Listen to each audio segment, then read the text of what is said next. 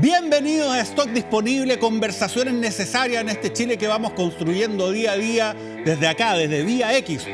Abrimos más que el Living Ciudadano, abrimos hoy día la sala de clases porque Campana, ¿dónde está? Sí, usted lo sabe, hoy día el profe Peralta nos da una clase como corresponde. Acá vamos.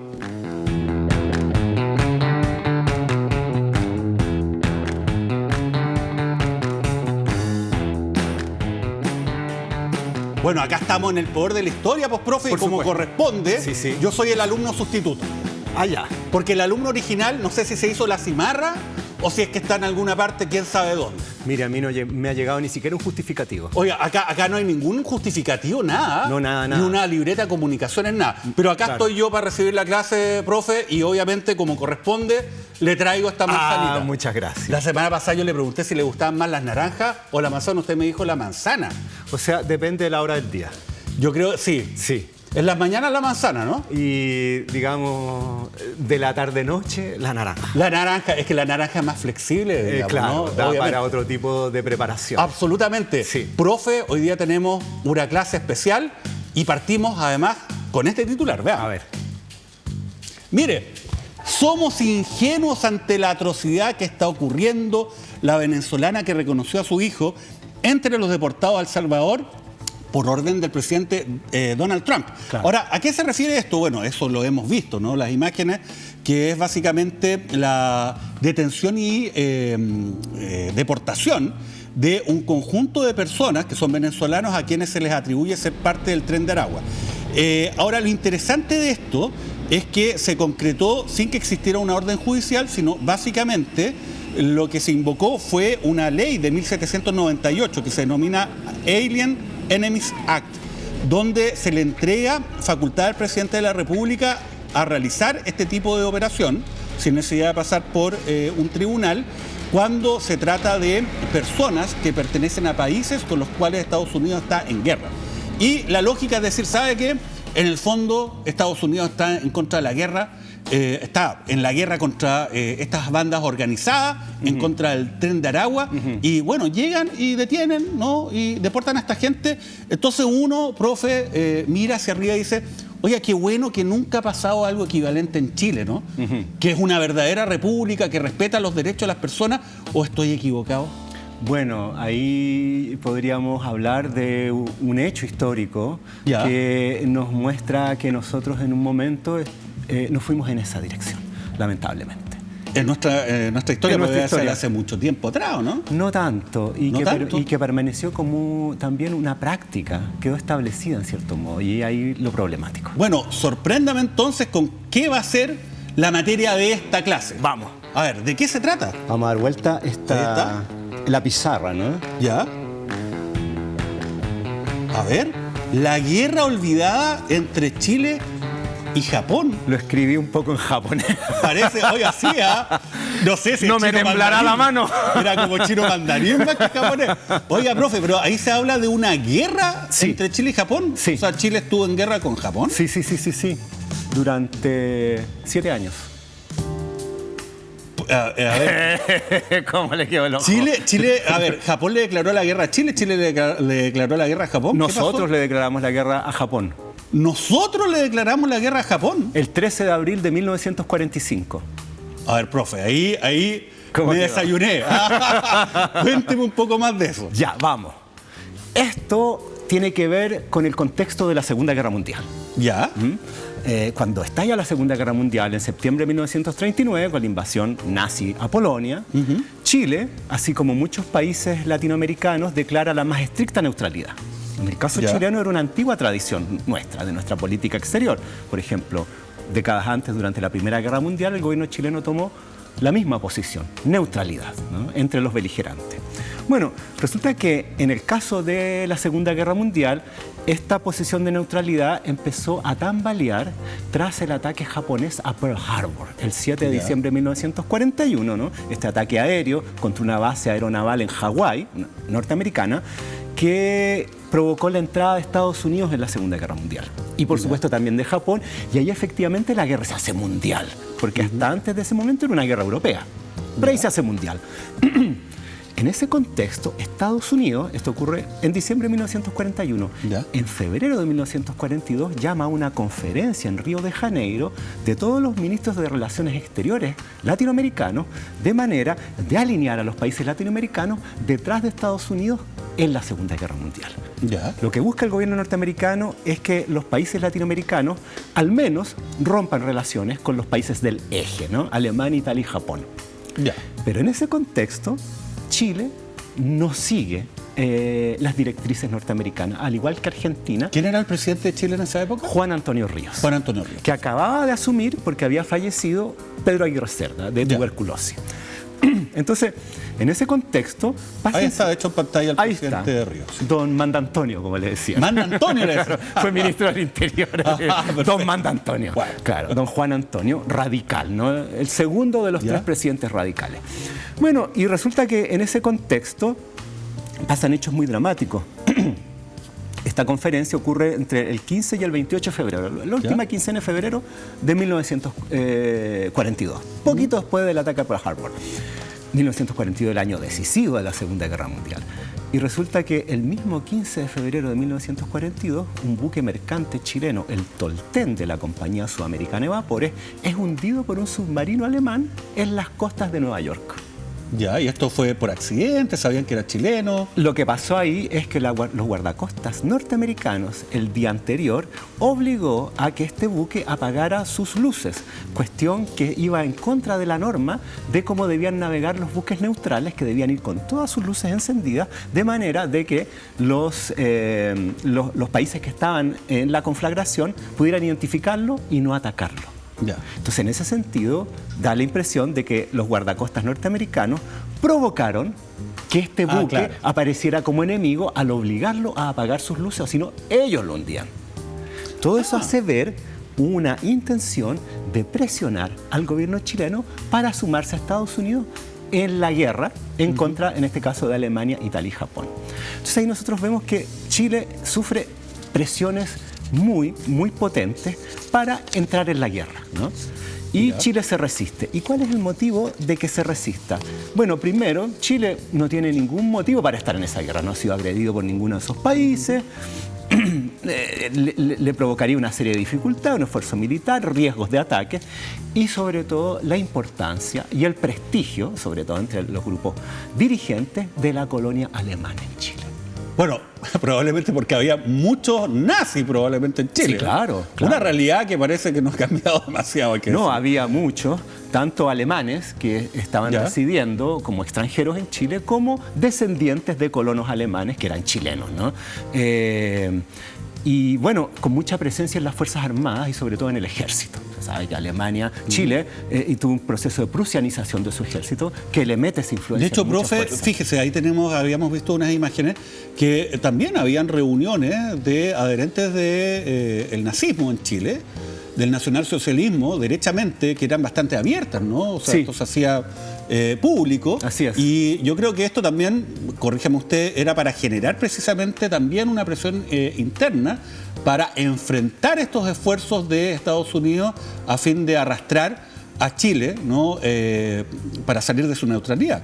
Claro, ahí había una pugna, ¿no? Donde el esfuerzo norteamericano iba a alinear a los países latinoamericanos detrás de la hegemonía de los Estados Unidos. Porque en esta conferencia de Río de Janeiro, ellos tiran 2 conceptos. La defensa hemisférica, Ya. o sea, todo el continente americano, y el panamericanismo.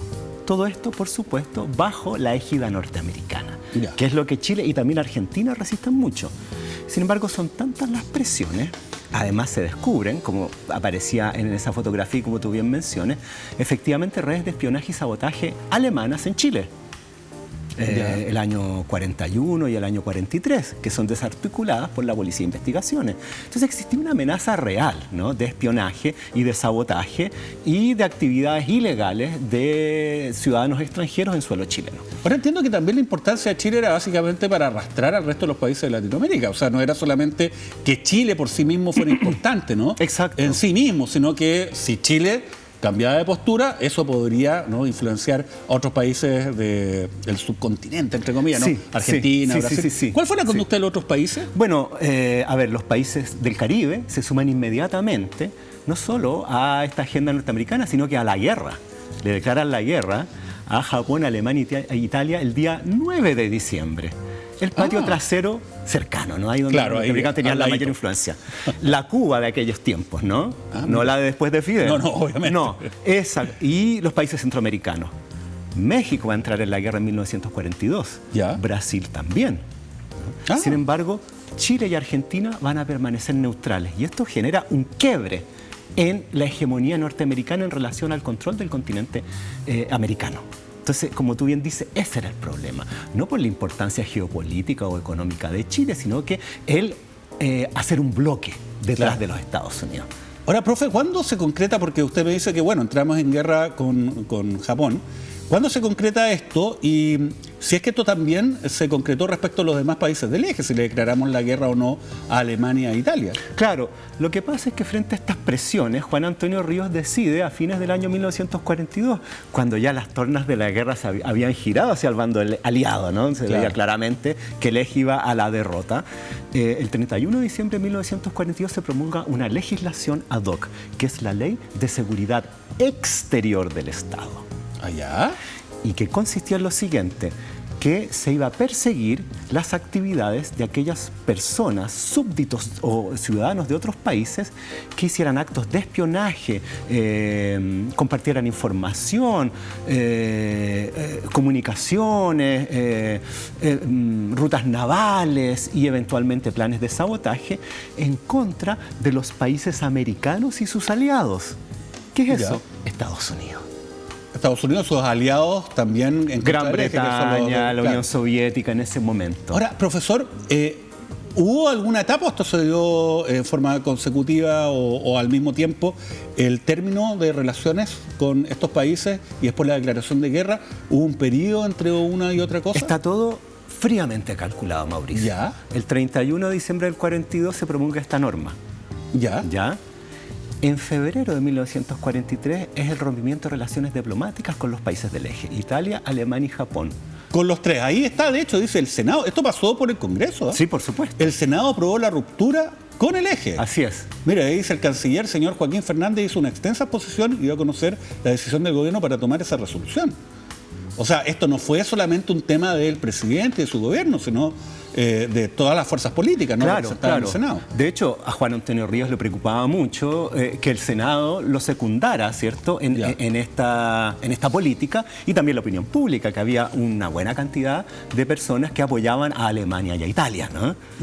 La influencia alemana era muy potente, insisto, sobre todo en las Fuerzas Armadas. Entonces, se rompen relaciones diplomáticas con el eje y 4 días después comienzan a ocurrir deportaciones. ¿Deportaciones de ciudadanos de estos tres países? De estos 3 países y relegaciones.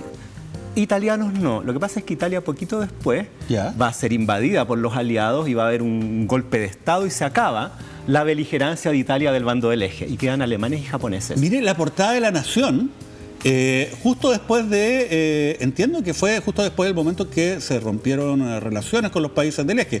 América unida por la libertad y la democracia, ¿no? Que va un poco en la misma idea, ¿no? Ese es el concepto. El bloque. Eso, ahí está la bandera mexicana, la uruguaya, la cubana y muy destacada al centro la norteamericana. Entonces tiene que ver con eso. ¿Y qué ocurre acá? Se deportan ciudadanos alemanes y japoneses a distintas localidades del país, se relegan. Y algunos se expulsan, además, por supuesto, de las misiones diplomáticas que deben abandonar el país en vista del cese de relaciones diplomáticas, ¿no? ¿Y para decidir la relegación había algún criterio objetivo? ¿O ocurrió lo que se criticaba también en Estados Unidos, ¿no? Que muchas veces se abrieron como campos de concentración. Lo mismo que pasó en Estados Unidos, pero aquí moderado. Lo que tú referías en relación a Trump y Bukele, estas relegaciones y deportaciones no quedan en manos de la justicia, sino que son órdenes ejecutivas. Igual que Trump ahora. Igual que Trump. Mire, se salta la justicia. ¿Cómo se repite la historia, no? Claro, claramente. Es suspensión de las garantías constitucionales de estas personas. que pueden ser relegadas a discreción del Ejecutivo por sugerencia de la Policía de Investigaciones a distintas localidades del país, sacándola de sus trabajos, separándola de sus familias, cometiendo abusos, arruinándolos económicamente, siendo objetos de incautación de sus bienes, de empresas, ¿no? Algunos enfermos, y con la única garantía de que ellos podían apelar ante la Corte Suprema en un plazo de 5 días en contra de estas órdenes de relocación o deportación, que era una norma que venía de 1918. Y bueno, algunos alcanzan a hacerlo.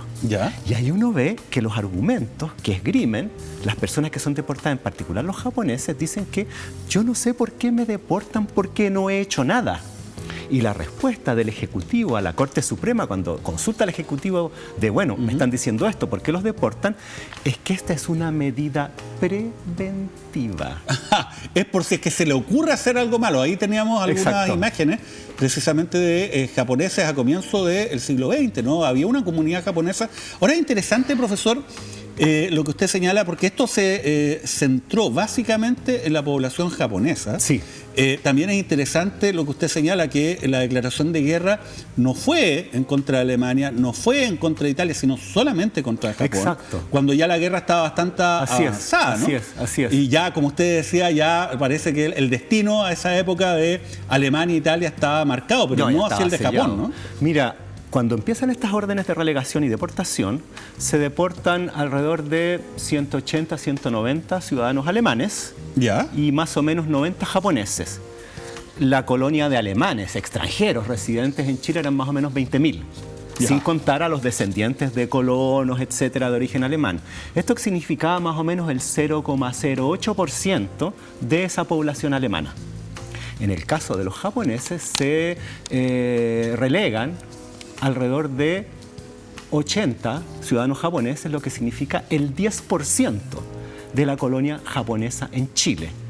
O sea, la arremetida en contra de los japoneses es muchísimo superior a contra de los alemanes, siendo que ninguno de los japoneses que fue objeto de esta persecución se le probó delito alguno, a diferencia de los alemanes, que como te decía hace un rato, efectivamente se descubrieron redes de espionaje digitadas desde la embajada alemana y del Partido Nacional Socialista de los Obreros Alemanes, o sea, el partido nazi en Chile, que estaban haciendo labores de espionaje, de sabotaje, de transmisión de informaciones. Sin embargo, los más reprimidos son los japoneses, a los cuales no se les probó delito alguno.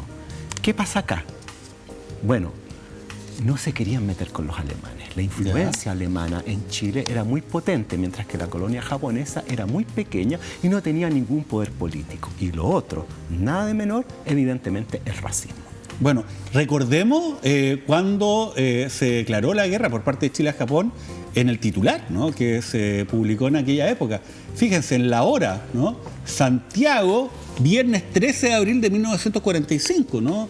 Ese es, su excelencia declaró el estado de guerra con el Japón, ¿no?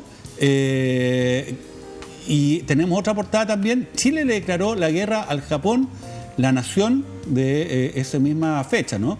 Dice que el presidente de la República y todos sus ministros de Estado firmaron ayer el decreto respectivo, instrucciones para adoptar las medidas del caso, además, ¿no? Claro. Se le señalaba a la población, ojo, que ahora tenemos de enemigos los japoneses. Sí. Era bastante ridículo porque en la prensa aparecían informaciones de que andaban submarinos japoneses rondando las costas chilenas, que iban a bombardear desde la costa el mineral del Teniente, que iban a hacer explotar Chuquicamata, y ese tipo de cosas, en la idea de que iban a cruzar el Océano Pacífico para venir a instalar un bombardeo, un submarino, no sé, en el puerto de Caldera, ¿no? O algo así. Era todo absurdo y ridículo, no había tal amenaza.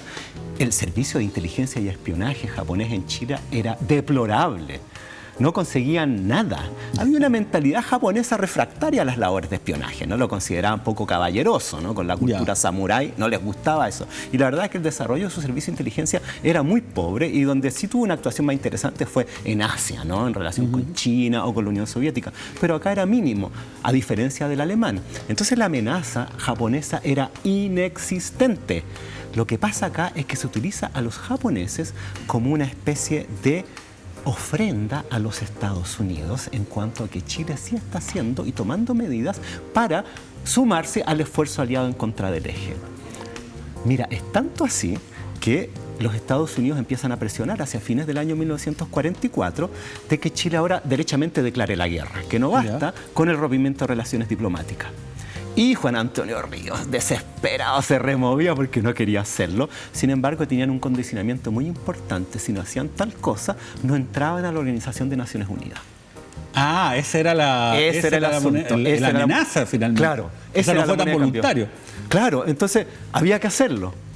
Y el entonces embajador de Estados Unidos en Chile, Claude Bowers, que fue por largo tiempo embajador de Estados Unidos en Chile, cuenta una reunión que tiene con el presidente Ríos y con su ministro de Relaciones Exteriores, Joaquín Fernández, en Viña del Mar, ¿no? Ahí en el Palacio Cerro Castillo, insistiendo en esta situación de la declaración de guerra para poder ingresar a las Naciones Unidas. Y bueno, ahí se retorcía Juan Antonio Ríos de qué hago, porque no quería problemas con los alemanes y tenía presiones políticas y pensaba que el Congreso y la opinión pública no lo iban a apoyar en una declaración de guerra, que ya es otra cosa. Bueno, y Bowers declara en comunicaciones secretas que luego fueron reveladas al Departamento de Estado sobre esa reunión y también en unas memorias que hay sobre su estadía en Chile, que se llama Misión en Chile, como embajador, que dice que están en esa discusión y en un momento el embajador Bowers le dice, bueno, ¿sabe, presidente? A nosotros nos bastaría con que le declararan la guerra al menos a un país. ¿Qué le parece Japón? Era a la carta. Y el alivio del presidente y del canciller fue mayúsculo. Relata Bowers que se sonrieron, ¿no? Ante la propuesta norteamericana.